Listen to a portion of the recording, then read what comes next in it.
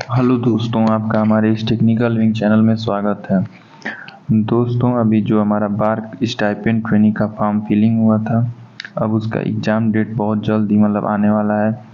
अतः हमारे इस टेक्निकल विंग चैनल पे आपको मैकेनिकल से रिलेटेड अच्छे अच्छे MCQ आपको एग्ज़ाम के वक्त तक देखने को मिलेंगे। अतः आप हमारे चैनल पे लगातार बने रहिए, और अगर हमारी वीडियो आपको अच्छी लगे तो हमारे चैनल को लाइक एंड सब्सक्राइब कर सकते हैं। आइए हम अपने यहाँ से क्वेश्चन की शुरुआत करते हैं। यहाँ पे देखिए, जो पहला क्वेश्चन दिया गया है, a beam supported on more than 2 supports is called as. तो यहाँ पे देखिए बोला है कि अगर हमारे पास कोई बीम है और उस बीम में जो हमारे पास जो सपोर्ट है वो अगर 2 से ज़्यादा है, अगर बीम में सपोर्ट 2 से ज़्यादा लगे हुए हैं, तो उस बीम को हम कौन से बीम को कैटेगरी में रखेंगे? तो उस टाइप के बीम को हम बोलते हैं कंटिन्यूअस बीम। इसका जो करेक्ट ऑप्शन हो जाएगा वो हो जाएगा सी नंबर। अगला क्वेश्चन हम देखते हैं, in a beam with symmetrical I cross section the maximum shear stress is carried.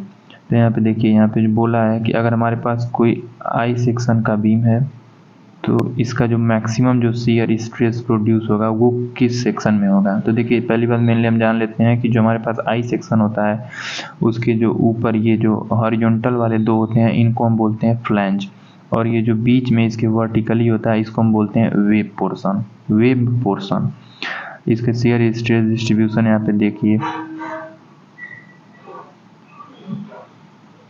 कुछ इसका शियर स्ट्रेस जो डिस्ट्रीब्यूशन होता है इस तरह से हमको मिलता है। तो यहाँ पे देखने को लिए जो सबसे ज़्यादा शियर स्ट्रेस प्रोड्यूस होता है वो होता है वेब पोर्शन में। तो ये जो इसका करेक्ट ऑप्शन हो जाएगा वो हो जाएगा सेकेंड नंबर। अगला क्वेश्चन हम यहाँ पे देखते हैं, thermal deformation is permitted to occur freely.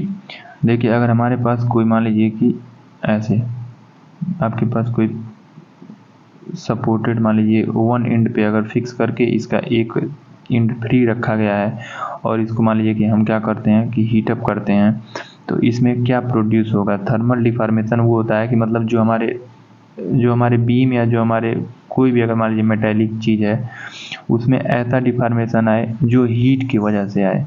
जो हीट की वजह से डिफॉर्मेशन आता है तो उसको हम थर्मल डिफॉर्मेशन बोलते हैं। तो अगर इस टाइप का मान लीजिए कि हमारा एक एंड पे फिक्स है और अदर एंड पे हमारा फ्रीली है, तो जब हम इसको हीटअप करेंगे तो यहाँ पे क्या होगा कि इसके जो लेंथ होगा उसमें मतलब इंक्रीमेंट, मतलब वो बढ़ेगा, लेकिन इसमें कोई स्ट्रेस नहीं प्रोड्यूस होगा। तो इसलिए जो इसका करेक्ट ऑप्शन हो जाएगा वो हो जाएगा third number, there will be strain but no stress. इसमें स्ट्रेन तो प्रोड्यूस होगा लेकिन स्ट्रेस नहीं प्रोड्यूस होगा, क्योंकि जो इसका मतलब सेकेंड सिरा है वो बिल्कुल फ्री है। अतः यहाँ पे हम अगले क्वेश्चन को देखते हैं। अगला क्वेश्चन हमारा देखिए क्या है, अ सिंपली सपोर्टेड बीम है। तो सबसे पहले हम एक सिंपली सपोर्टेड बीम अपना फॉर्म कर लेते हैं। बोला है कि जो इसका लेंथ है वो है तो पूरा 6 मीटर का। बोला है ultimate load of 20 kilonewton per metre inclusive of self weight the design shear force. तो देखिए, यहाँ पे जो इसका वेट दे दिया है वो दे दिया है 20 किलोन्यूटन। तो इसका शियर फोर्स बोलता है, सबसे पहले देखिए इसका जो शियर फोर्स डिस्ट्रीब्यूशन होता है वो इस तरह से होता है हमारे। तो जो शियर फोर्स ये होता है WL/2।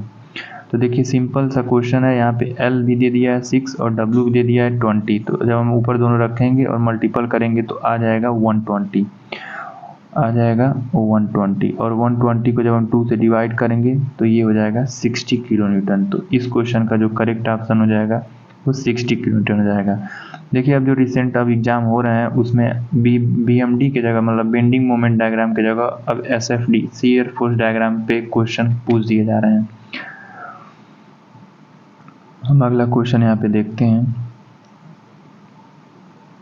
For a cantilever beam carrying uniformly distributed load the shear force occurs the length. यहाँ पे हमारे पास कैंटिलीवर बीम, देखिए सबसे पहले कैंटिलीवर बीम क्या होता है कि ऐसे बीम जिसका एक एंड फिक्स होता है और दूसरा एंड बिल्कुल फ्री होता है, हवा में लटकता रहता है, तो इसको हम बोलते हैं कैंटिलीवर बीम। तो जो इसका शियर फोर्स डायग्राम बनता है, इसका जो शियर फोर्स डायग्राम बनेगा वो बिल्कुल, और जो ये अपना कैंटिलीवर जो क्वेश्चन बोला है इसमें यूनिफॉर्म डिस्ट्रीब्यूटेड लोड है, तो यूनिफॉर्म डिस्ट्रीब्यूटेड लोड हम इस पर अप्लाई कर देंगे। तो इसका जो शियर फोर्स डायग्राम बनता है वो कुछ इस तरह से बनता है, और इसका जो वैल्यू होता है वो W इंटू एल होता है। L इसकी पूरी लेंथ होती है बीम की, और W इस पे जो ये UDL लगा है वो W लोड का लगा है। तो जो इसका वैल्यू आता है वो W इंटू एल आता है पूरा।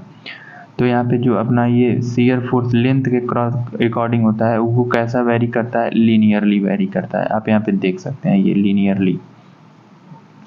अगला क्वेश्चन हम यहाँ पे देखते हैं, radius of mower circles represent.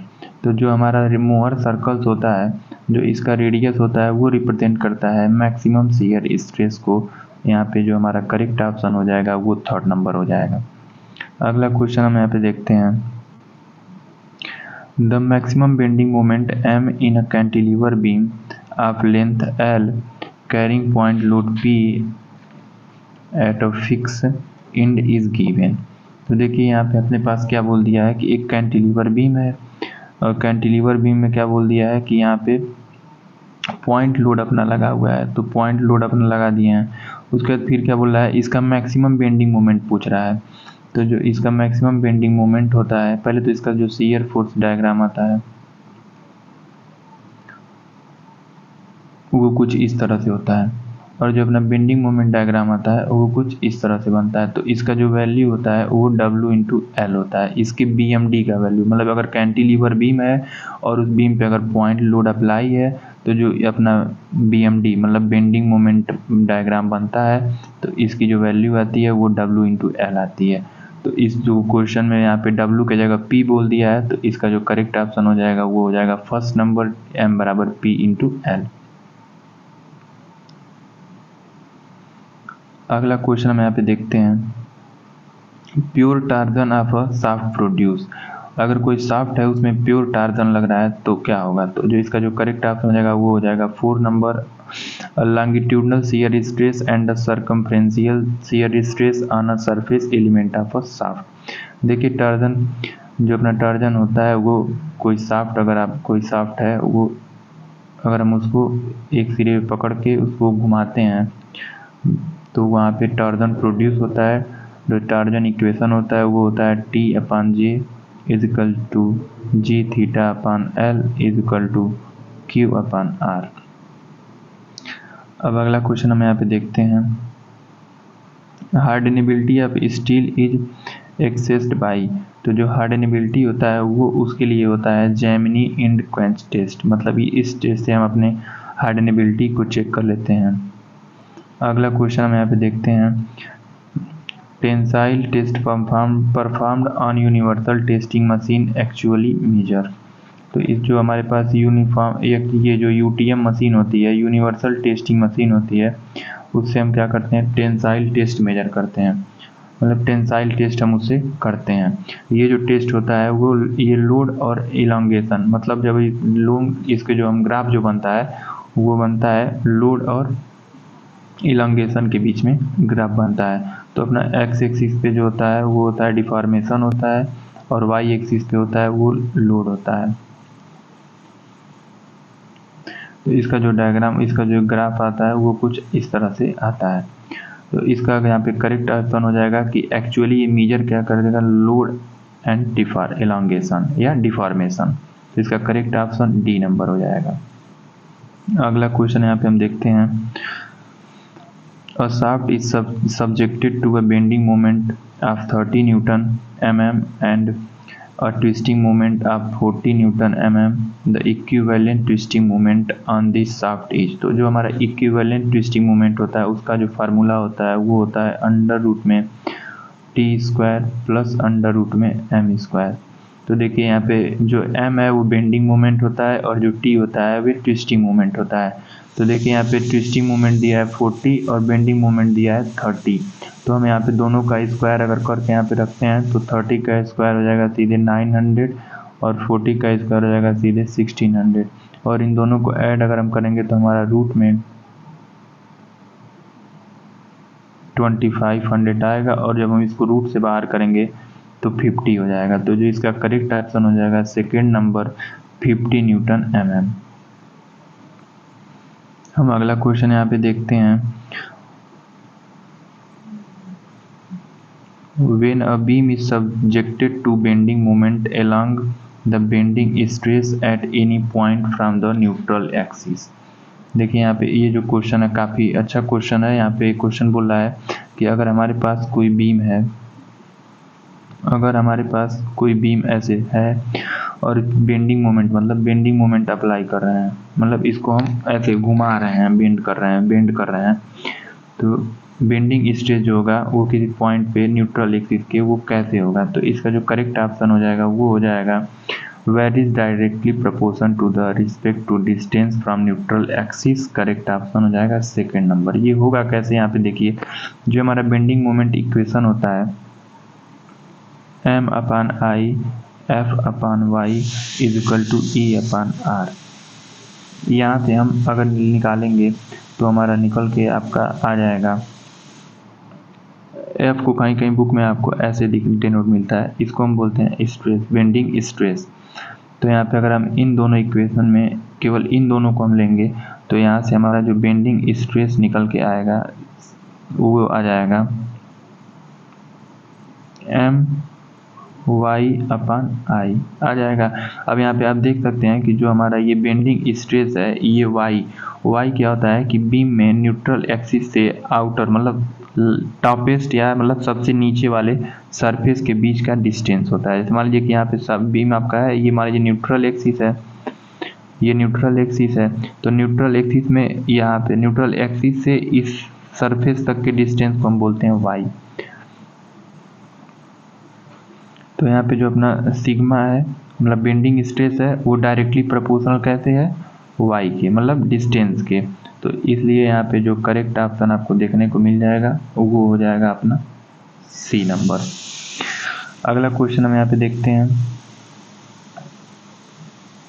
Strain hardening of a material is. Strain hardening is आप किसी मटेरियल में स्ट्रेन हार्डनिंग कब होता है। तो इसका जो करेक्ट ऑप्शन हो जाएगा वो हो जाएगा first number, increase in stress with strain beyond yield stress.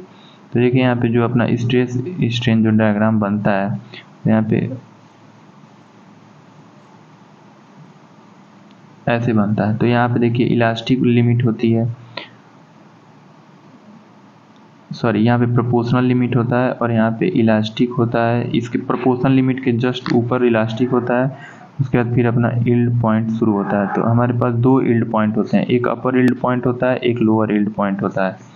तो अगर अपर यील्ड पॉइंट के आउट में हम लेके चले जाएंगे अपने मटेरियल को तो वो फिर से अपने पुनः शेप और साइज को अचीव नहीं कर सकता है, तो वहाँ से हमारा स्ट्रेन हार्डनिंग स्टार्ट हो जाता है। तो जिसका करेक्ट ऑप्शन यहाँ पे हो जाएगा और फर्स्ट नंबर हो जाएगा, increase in stress with strain beyond yield stress. अगला क्वेश्चन हम यहाँ पे देखते हैं, shear span is called the zone where.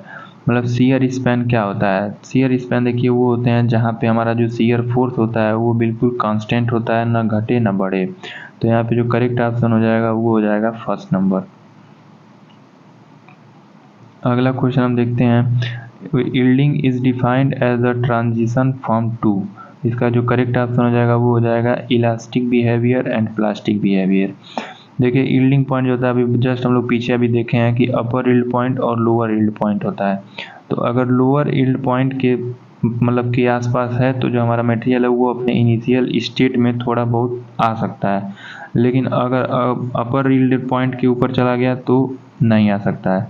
तो यहाँ पे जो हमको देखने को मिलता है दोनों टाइप के बिहेवियर, इलास्टिक और प्लास्टिक, इसलिए इसका जो करेक्ट ऑप्शन हो जाएगा वो हो जाएगा पहला वाला। अगला क्वेश्चन यहाँ पे देखिए, आपके पास हम इतने क्वेश्चन हमारे द्वारा लिया गया था। अगर हमारा क्वेश्चन आपको अच्छा लगे तो चैनल को लाइक एंड सब्सक्राइब कर सकते हैं।